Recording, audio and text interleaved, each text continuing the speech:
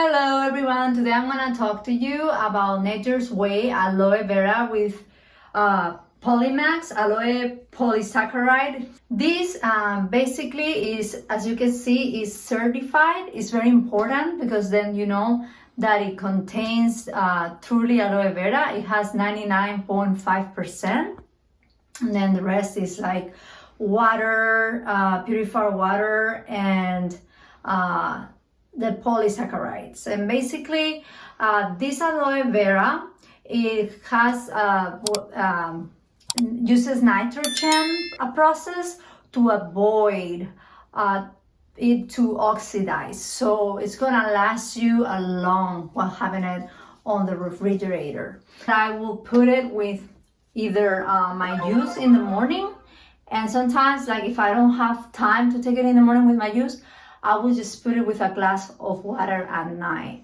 So if you're looking for an aloe vera, I definitely recommend you this brand.